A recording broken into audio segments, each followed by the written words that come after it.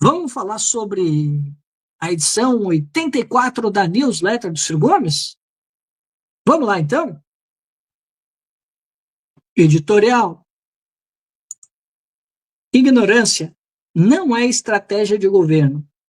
O Brasil tem sido empurrado ladeira abaixo por uma elite política e econômica que vive à base de superficialidades, palpites e improvisos. É um país guiado por ideologias importadas, muitas vezes mal adaptadas à nossa realidade, e que são adotadas sem critério, geralmente no calor de crises que se repetem como se fossem novidades. Hoje, mais uma vez, o país caminha para um colapso anunciado, a iliquidez da dívida pública brasileira. Isso trará inflação, desemprego, desespero. E quando a tragédia bater a porta, vão correr para escolher um novo modelo de última hora, como sempre fizeram. Basta olhar a nossa história com amor e inteligência, como faço todos os dias, para perceber que o Brasil já soube crescer, e cresceu muito. Entre 1930 e 1980, fomos o país que mais cresceu no capitalismo mundial. Isso mesmo, mais do que o Japão, mais do que a Alemanha no pós-guerra. Saltamos de uma economia rural, agrária e letrada para um país com infraestrutura, indústria pesada, estatais estratégicas e orgulho nacional. Crescemos, em média, 7,5% ao ano. Tivemos anos de 15% de crescimento. Não foi mágica, foi projeto. Foi o chamado nacional desenvolvimentismo.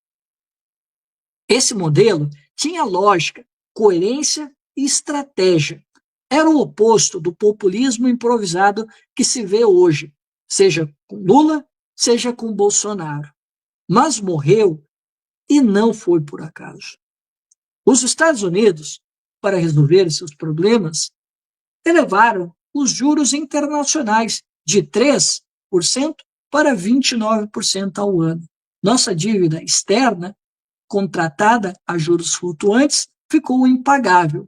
O Brasil quebrou e, junto conosco, toda a América Latina. Para piorar, nossa indústria nascente, protegida sob redomas tarifárias, não foi preparada para a revolução tecnológica global. A redoma virou um caixão. Com o fim do milagre econômico e a redemocratização, a crítica à ditadura, justa sob o ponto de vista dos direitos civis, foi superficial do ponto de vista econômico. Vendemos a ilusão de que bastava trocar o regime que os problemas estariam resolvidos. Mentira, o modelo já estava podre e, ao invés de enterrá-lo com dignidade, construir outro projeto, adotamos a cartilha neoliberal. Essa mesmo que até os americanos, com Trump, estão tentando jogar no lixo, ainda que do pior jeito possível. É estarrecedor o que aconteceu desde então. Em 1985, o PIB per capita da China era de $200. O do Brasil, 2.300. Hoje, a China tem $14.000. Nós, 11 mil. A Coreia do Sul, que em 1985 estava atrás do Brasil com $1.200. Hoje tem 38 mil. O que esses países fizeram? Projeto Nacional de Desenvolvimento, parceria estratégica entre Estado e iniciativa privada, educação, ciência, tecnologia e planejamento. E o Brasil deixou-se seduzir por mitos. O Estado virou sinônimo de atraso, o empresariado virou refém do rentismo e a política foi sequestrada por uma polarização burra que esconde a incompetência dos dois polos sob gritos e memes. Agora, mais uma vez, o mundo muda diante dos nossos olhos. Os Estados Unidos, com seus déficits gêmeos, fiscal e comercial, tentam repatriar suas indústrias e travam uma guerra econômica com a China. A consequência disso é que o excedente industrial asiático vai buscar novos mercados. Sabe quem está na linha de frente para ser esmagado por essa disputa? O Brasil. Nosso mercado interno vai ser pressionado como nunca. E o que faz o presidente da República? Discurso de bravata, ameaça vazia de retaliação, blague de palanque. E o mais grave, estamos sentados sobre a maior biodiversidade do planeta. Reservas minerais estratégicas, petróleo ainda mais valorizado e uma fronteira agrícola inigualável. Temos tudo, mas falta o principal: inteligência estratégica, projeto, capacidade de entender o mundo e nos posicionar nele com dignidade. Se queremos um futuro digno para o povo brasileiro, precisamos retomar a capacidade de planejar, de pensar grande, de recuperar a soberania sem cair em isolacionismos toscos. O Brasil tem jeito sim, mas não com ignorância promovida a método de governo. Bom, pessoal, em relação ao artigo aqui do Ciro, né? Vamos lá, né, pessoal? Não tem lá grandes novidades a respeito do que foi escrito aqui. Foram coisas que o Ciro já disse em outras ocasiões sobre o crescimento da China, o crescimento da Coreia do Sul, sobre o que o Brasil já foi, o que o Brasil se tornou, né, de ter abandonado o projeto nacional, que era um projeto que havia se esgotado com o final da ditadura, com o fim de Bretton Woods. Sim, pessoal, sendo bem franco aqui, eu tenho defendido bastante isso, a Sara, que está aqui com a gente também, eu tenho defendido muito o Ciro ele começar a consultar outras pessoas, para ele atualizar um pouco dos temas que ele está falando. Porque assim, pessoal, isso aqui eu já vi várias vezes em apresentações do Ciro, já vi no livro. Eu não quero mais saber sobre o Brasil que deixamos de ser. Isso aí eu já vi várias vezes do Ciro. Se eu quiser, eu consulto ali o Projeto Nacional, o livro do Ciro, eu tenho acesso a essas informações. Então, galera, é sobre isso que eu gostaria de ver o Ciro debatendo, sobre esse Brasil cada vez mais precarizado. A geopolítica está mudando. A gente está vendo uma transição, né, que os Estados Unidos está tendo a sua hegemonia contestada, né, estão surgindo novos atores, a economia está mudando, a gente está vendo que cada vez mais a gente está vendo que o eixo econômico está se voltando para a Ásia. Eu acho que é sobre isso aqui que o Ciro tem que se debruçar. O que esses países emergentes estão fazendo que esses países estão crescendo? Sabe? Por que o Vietnã está crescendo do jeito que está? Por que algumas economias asiáticas estão crescendo? Estão, inclusive, com uma pauta de exportação mais rica que a nossa. O que esses caras estão fazendo que a gente não está? É isso que eu queria que o Ciro fizesse. Mas isso é eu, tá, pessoal? Não quero aqui ficar pautando o Ciro, tá? É assim, é onde eu gostaria que ele estivesse andando, sabe? Da gente ir para frente. Beleza, tivemos o projeto nacional lá, fizemos a nossa reflexão, beleza, tá lá no livro, tá as palestras do Ciro, a gente acompanha, mas eu quero saber sobre o futuro. Eu gostaria que ele começasse a conversar sobre o Brasil que nós queremos construir. Então, eu já defendi isso aqui com a Sara, e eu estou reforçando isso, galera. O Ciro precisa se atualizar. Tá, vamos lá para o tema 1, então. Uma economia estrangulada pelos juros. A lógica é simples. Se o juro que o governo paga para captar dinheiro no mercado é maior do que o lucro médio de qualquer negócio produtivo, a economia para. Não é opinião, é a aritmética básica. E o Brasil insiste em viver esse contrassenso como se fosse natural. Não é, é suicídio econômico. Quem tem dinheiro faz conta. Seu investimento mais seguro do país, os títulos públicos, pagam mais do que a média de retorno de qualquer atividade econômica real. Por que razão alguém colocaria capital em risco para abrir um negócio, empregar gente, inovar e produzir? É claro que não vai. O dinheiro, que é covarde, corre para onde não há mais retorno com menos risco. E esse lugar, hoje, é a renda fixa. O Brasil é Marte. Aqui, empreender virou ato de heroísmo. Nossa taxa de formação bruta de capital fixo, que é o indicador que mede o quanto o país investe em infraestrutura, máquinas, equipamentos e inovação, está em torno de 16% do PIB, desculpa, 16% do PIB. Para se ter ideia, na China esse número passa dos 40%. Até países medianos da América Latina nos ultrapassam. No mundo capitalista, ninguém investe tão pouco quanto nós. E não é por falta de vontade, é porque não fecha a conta. Vamos a um exemplo concreto. Um jovem quer abrir uma pequena fábrica. Ele tem uma ideia viável, conhece o mercado, tem disposição de sobra. Vai ao banco tomar um empréstimo, encontra juros reais que ultrapassam o retorno esperado do próprio negócio. Como sustentar isso? A resposta é dura, mas evidente. Não sustenta.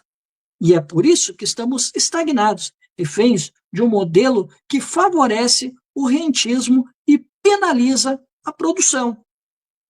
O Brasil precisa recuperar a racionalidade econômica. Não há país no mundo que se desenvolveu apostando no juro alto e no aplauso aos bancos. O que desenvolve um país é investimento produtivo, é crédito barato para quem quer empreender, é Estado planejador que assume o papel de induzir o crescimento. Mas aqui não. Aqui, a política econômica virou um jogo de planilhas que serve à especulação financeira e abandona a economia real. A consequência está distante de nós. Está diante de nós, perdão. Baixa produtividade, desemprego estrutural, informalidade em alta e uma juventude cada vez mais desiludida com o futuro. Se não invertermos essa lógica perversa, continuaremos premiando quem não produz e punindo quem trabalha. É um país que pune o trabalho, está condenado à mediocridade. É isso, texto conciso, né? Ideias que sim se repetem, mas até que dá para aproveitar.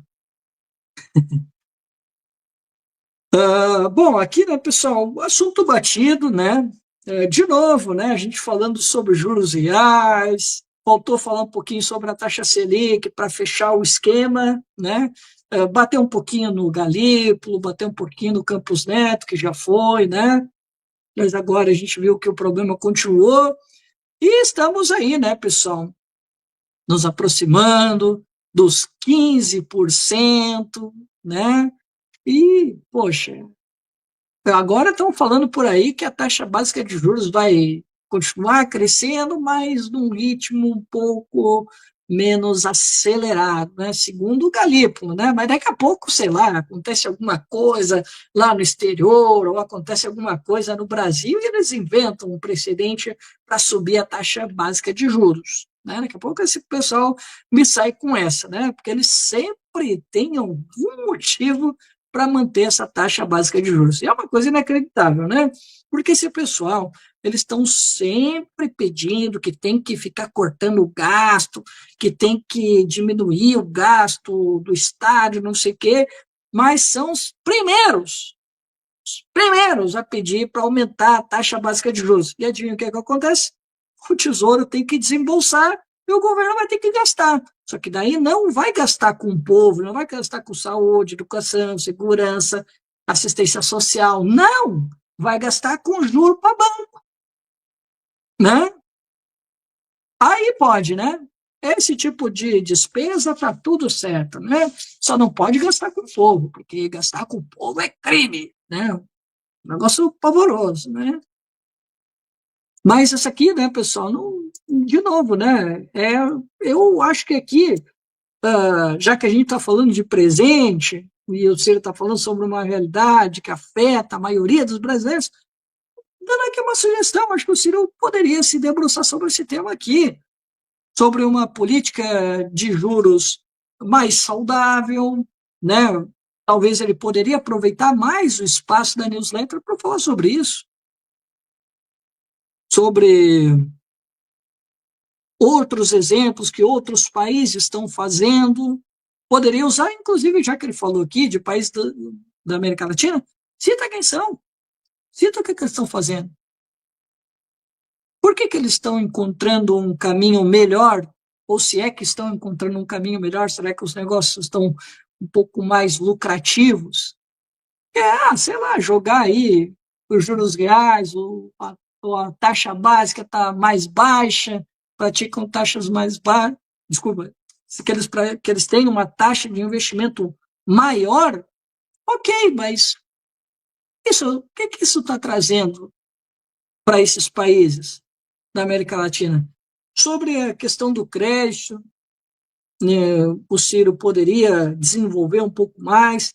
Bom, pessoal, assim, tem muito tema aqui ligado à economia que eu vejo que o Ciro poderia explorar melhor, para não ficar muito assim no discurso político e ele começar a ter aquela pegada que ele estava tendo no início da newsletter, que eu estava gostando, tá? Que o Ciro estava trazendo números, estava fazendo comparações. Eu acho que ali estava bem legal. E eu acho que ele tem espaço para fazer isso. Porque, assim, o discurso aqui, pessoal, a gente já conhece. E a gente já sabe como é que é, né? A gente já sabe que, do jeito que a coisa tá, não tem como sustentar um negócio, que as pessoas vão preferir botar o dinheiro na renda fixa, assim como, por exemplo, a gente vê muitos dos industriais brasileiros que não são mais industriais, é só uma reunião de burocratas, né, que na verdade estão ali, não tem mais nenhuma arruela, nada. Os caras estão aí no mercado financeiro aí apostando contra o Brasil. Tanto é que esses caras aí aplaudiram a política econômica do Bolsonaro, que queria destruir a indústria brasileira. Vamos lá então para o tema 2, pessoal. Não é bola de cristal, é conhecer a realidade. Não há misticismo nem previsão sobrenatural. O que está acontecendo com a economia brasileira é resultado de escolhas erradas e de uma cegueira ideológica que insiste em aplicar modelos estrangeiros, sem entender as nossas particularidades. Eu aprendi que é preciso estudar com seriedade, sem torcida para o quanto pior, melhor. E os sinais estão aí. A economia brasileira está sendo freada com violência. A lógica é simples e já repeti: quando a taxa de juros é maior do que a rentabilidade média dos negócios, a economia para. O empresário não investe, o crédito encarece e o consumo cai. Mas o Banco Central, influenciado pela velha escola de Chicago, continua aplicando um remédio que não serve para a doença que temos. O que se chama de transmissão de taxa de juros pressupõe um cenário ideal, onde a elevação dos juros reduz o consumo, controlando a inflação. Só que o Brasil não é Chicago.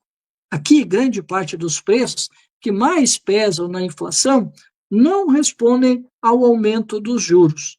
São os chamados preços administrados: energia, combustíveis, tarifas públicas, definidos por decreto e conselhos governamentais, não por oferta e demanda.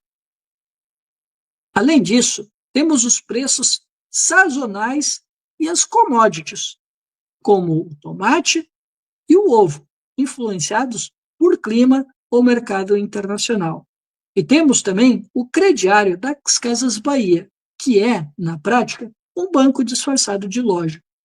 O brasileiro compra fogão ou micro-ondas não por impulso, mas por necessidade, e aceita o juro embutido, porque não tem outra saída. Esse juro não responde ao cupom, responde à sobrevivência. Enquanto o Banco Central atira com um canhão de 14,25% de juros para combater os colibris inflacionários, o governo faz vista grossa para as culhambações, como o caso dos precatórios, comprado por bancos com deságio e pagos a valor cheio de dinheiro público. Isso não é política econômica, é transferência de riqueza do povo para o sistema financeiro. Resultado: a inflação continua, o crescimento some e o Brasil segue preso a um modelo que não entende a realidade do seu povo.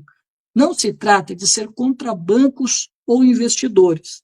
Trata-se de lembrar que o objetivo final da política econômica deve ser melhorar a vida da maioria e não proteger dividendos isentos de impostos ou sustentar lucros recordes com tarifas públicas.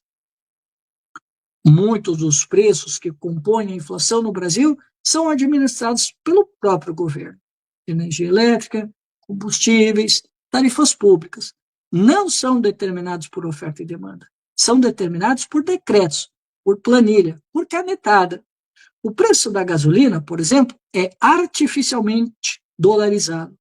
Produzimos petróleo a $8 o barril, mas vendemos como se estivesse que cruzar o Atlântico até Roterdã.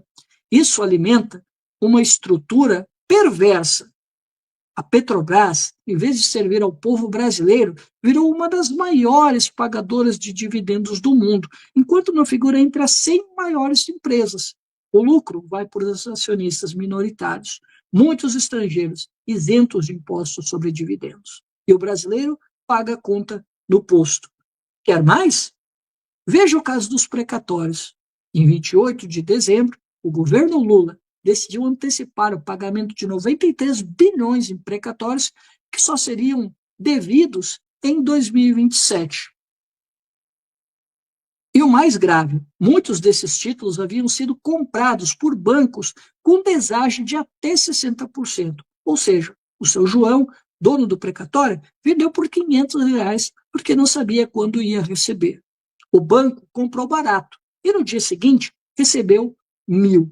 Um escândalo, um cheque sem transparência que enriquece quem já tem muito. E ainda querem que a gente acredite que o problema da inflação é excesso de demanda, que o povo está comprando demais, que precisamos de juros a 14,25% para o ano ao conter o consumo?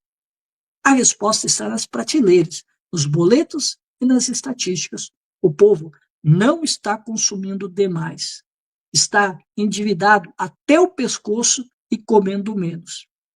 A verdade é que a nossa política econômica virou uma farsa repetida. Os banqueiros lucram, o povo paga e o governo faz de conta que está resolvendo o problema. Enquanto isso, seguimos sem enfrentar o que realmente importa: uma reforma tributária justa, uma nova política de preços para os bens essenciais e uma estratégia de desenvolvimento nacional com crédito produtivo e planejamento. Bom, vamos lá, pessoal. Deixa eu fechar aqui. Aí. Bom, pessoal, aqui, né, já comentamos anteriormente sobre essa questão da taxa básica de juros, né, que essa doideira que a gente até faz a brincadeira, eu e o Tamir. Ô, Tamir, e aí, cara, tu foi no mercado hoje ou tu resolveu passar fome? Eu não sei se todos vocês aqui acompanham o canal do Tamir, mas eu e o Tamir, a gente tem umas brincadeiras internas. E aí eu estava dizendo para ele: Tamir, tu tá gastando demais no mercado. Cara, tu já passou fome hoje? A gente precisa diminuir a taxa básica de juros. Vamos ajudar o Haddad, vamos ajudar o Galípolo a baixar esse juro. Então, para de ir no mercado, para de gastar, para de ir na farmácia, para de ir na loja comprar. A economia está muito aquecida. A gente faz as brincadeiras, né?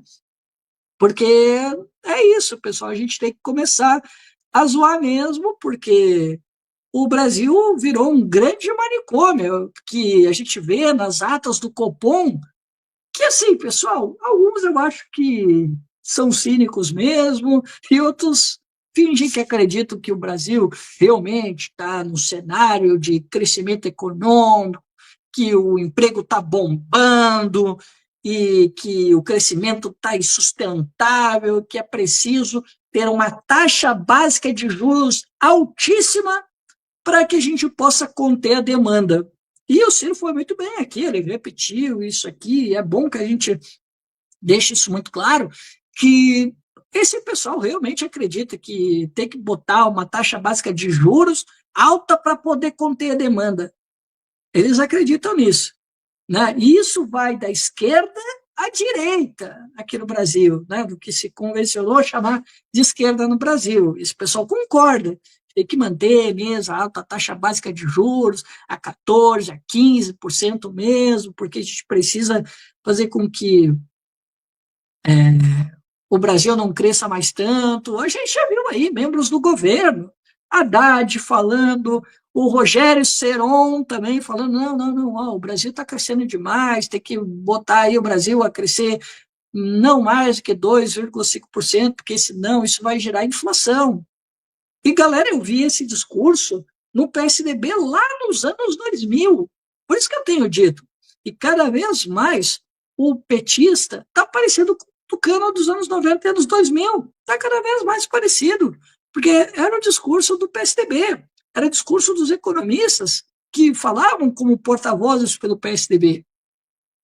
Era o mesmo discurso. E o PT hoje está adotando a mesma coisa. Sabe? E aí, o mais curioso é que a gente vê o pessoal aí reclamando que está difícil de ter empresa, que está difícil de empreender, que está difícil isso, está difícil aquilo.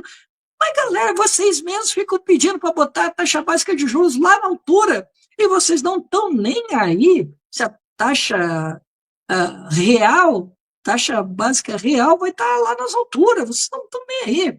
É por isso que eu estou dizendo que eu acho que esse pessoal ele retroalimenta o próprio discurso. Eles precisam de uma crise diária e eterna para poder sustentar o próprio modelo que eles estão defendendo. Essa é a minha tese que eu estou defendendo pelo menos há uns 2 anos já, que eles precisam disso. Eles precisam da mídia, eles precisam desses caras do mercado, eles precisam de um jornalista pago para ficar, sabe, jogando essas ideias justamente para sustentar o modelo. Eles sabem que não vai dar certo, mas eles precisam ter os porta-vozes para continuar vendendo as velhas receitas. E aí, pessoal, eu quero de novo me lembrar de um debate que aconteceu durante a semana. Vocês viram o debate do Gustavo Machado e do Superman da Shopee? Cara, ele pegou só um dado, destruiu o Superman. Ele começou a mostrar a taxa de investimento, ele começou a mostrar uma série de gráficos, gráfico pesado. E ele mostrou ali dos lucros e dividendos. E ele mostrou um gráfico bem pequeno, amarelinho. Pessoal, vocês que não gostam dos comunistas, mas assiste lá, seja tão de má vontade. Pessoal, ele foi lá e pegou o gráfico naquilo que realmente importa. Independente das nossas concordâncias ou discordâncias com Gustavo Machado, ele pegou no pulo o Superman da Shopee e ele mostrou na câmera aqui, ó, isso aqui que é o que importa, ó. E ele mostrou sobre a taxação dos lucros, dividendos sobre os mais ricos. Acabou para o Superman da Shopee, que é o que o Ciro vem defendendo já há bastante tempo, e às vezes, né, os comuns aí também não colaboram, né?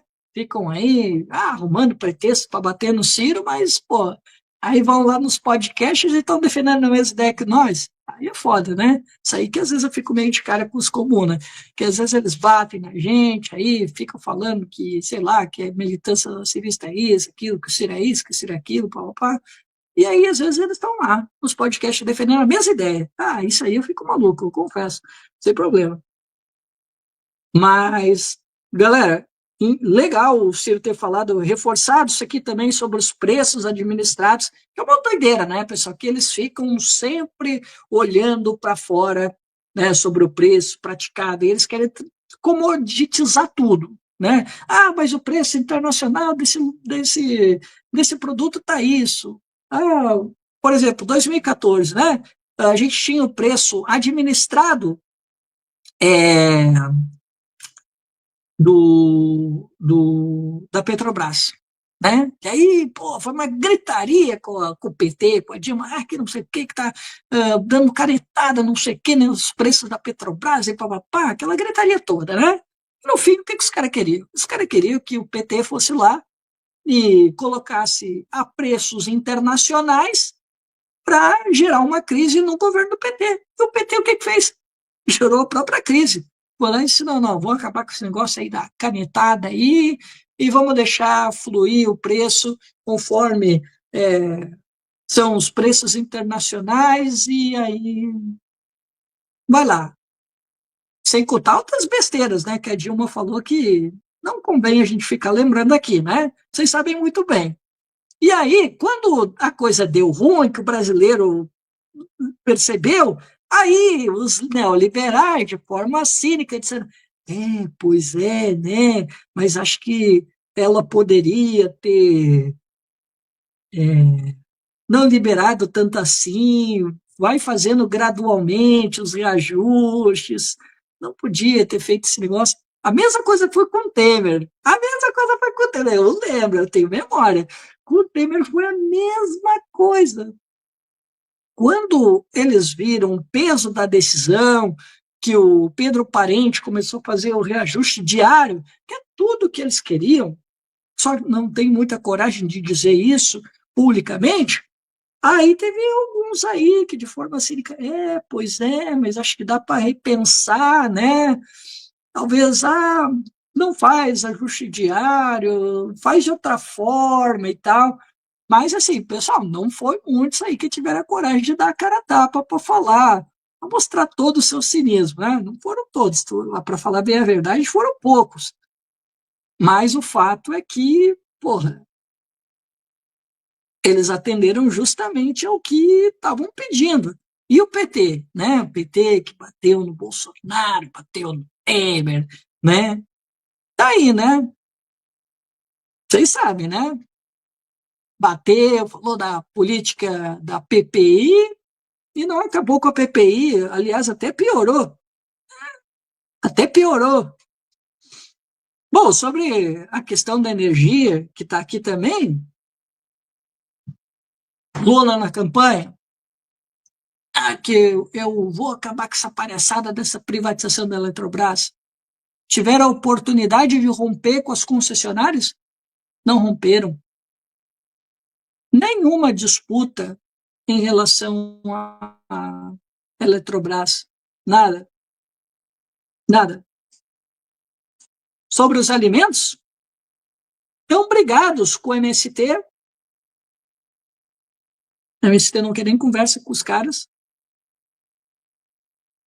Não quer nem conversa com os caras. E estão rompidos com o ministro do Lula. E, pô, cadê os estoques reguladores? Cadê os armazéns? Cadê a política de alimentos no Brasil? Não tem.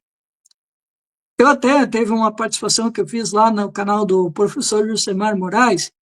Eu estava dizendo que o Elias Jabbour ele fez uma provocação que eu acho que a esquerda deveria debater sobre qual é a política de alimentos que o Brasil deve discutir. E a reforma agrária que saiu do discurso do PT? Qual é a reforma agrária de agora? É a mesma da década de 80, da década de 90 ou será que mudou? Como é que a gente pode fazer com que essas pessoas que trabalham no campo, que têm uma situação de marginalização, como é que a gente pode fazer com que essas pessoas sejam aumente a produtividade dessas pessoas, que elas tenham maior respeitabilidade, elas possam se sustentar em um negócio como essas feiras que o pessoal do MST faz. Como é que a gente faz? Será que é a única política para segurar o preço dos alimentos é só os estoques reguladores ou tem mais? Essa é a provocação que o Elias Jabbour deixou e que eu acho que é uma discussão que precisava ser feita com muito rigor pelo campo nacional. Beleza? Mas é isso, galera. Deixa eu ver se tem mais alguma coisa que eu gostaria de pincelar aqui sobre... Não, acho que é mais ou menos isso, galera. Não tem muito mais o que eu comentar sobre o escândalo lá dos precatórios. Sem esperanças, galera. Isso não vai prosperar. Apesar de que teve aí a bomba, né? Envolvendo lá o Banco Master, né? Mas a gente sabe que as investigações não devem avançar tanto assim, né? E sobre a farsa do emprego e tal, bom, o professor Nelson Marconi jogou a real esses dias, né? Num artigo, conversou agora com a galera lá do Massa Crítica recentemente, e o emprego está cada vez mais precarizado, a renda está achatada, a gente está a níveis de renda aí de 2013, pré-2013, até quem deu esse dado foi até o Rubão, aliás. Então, assim, pessoal, não se deixe enganar pela propaganda do governo ou pela propaganda da imprensa de que o Brasil está indo bem. Não está. Não está. E por isso, galera, a gente precisa estudar cada vez mais, ler pessoas diferentes para a gente entender o Brasil que a gente está vivendo. Esse Brasil dessa virada, né, dessa segunda década para quase terceira década, é um outro Brasil. Então, urge para nós, né, continuar estudando, continuar buscando informação para a gente entender qual é o Brasil que a gente está vivendo, quais são as transformações que estão acontecendo no mundo, para a gente poder refletir sobre o que a gente pode pensar em termos de país para uma estratégia nacional de desenvolvimento. Beleza, galera? Bom, então é isso, né? Acabamos mais uma edição da newsletter do Ciro Gomes, edição número 84 do Brasil Desvendado.